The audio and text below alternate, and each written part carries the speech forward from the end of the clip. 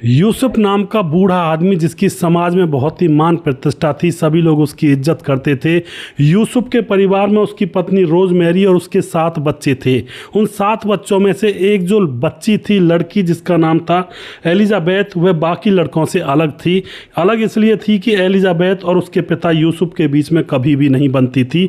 दोनों के बीच में बात बात को लेकर झगड़ा हुआ करता था। अब इस तरह से जब झगड़े चल रहे थे तो एक दिन की बात होती है, यूसुफ और लोगों से और बाहर कहता है कि मेरी बेटी गायब हो गई है, पता नहीं कहाँ चली गई है। जबकि वो अपनी बेटी को अंडरग्राउंड, उसका एक मकान था जिसमें कालकोठरी बनी हुई थी, उसमें ले जाता है कि मुझे कुछ काम करना है, और अंदर ले जाने के बाद उसको क्लोरोफॉर्म सुंघा करके बेहोश करके उस कालकोठरी में बंद कर देता है। और फिर दोस्तों उसके साथ वह शारीरिक उत्पीड़न करने लगता है। कई साल गुजर जाते हैं और उसको 3 बच्चे पैदा हो जाते हैं, जो उसकी बेटी थी जिसका नाम था एलिजाबेथ। और अब उसके बाद क्या होता है दोस्तों, राज कैसे खुलता है।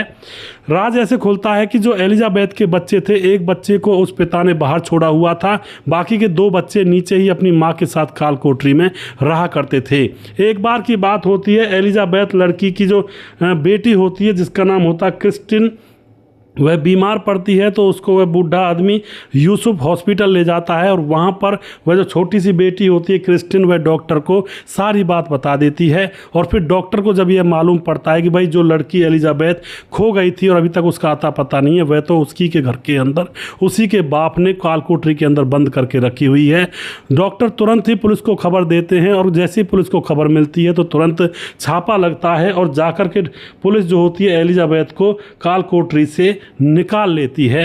और जो ये बूढ़ा पिता था, इसको सजा हो जाती है, और अब एलिजाबेथ नई रोशनी की किरणों को देख पाती है और अपने जीवन को आगे जीती है। हालांकि जो उसके बच्चे हैं वो उसके पिता के हैं, और अब क्या करें, पिता के हैं तो ठीक है, लेकिन हैं तो उसके बच्चे ही। तो इस तरह से एक बेटी के साथ इस तरह का दुर्व्यवहार एक पिता ने किया, बस इसलिए कि उसकी अपनी बेटी के साथ बनती नहीं थी और उससे बदला लेना चाहता था।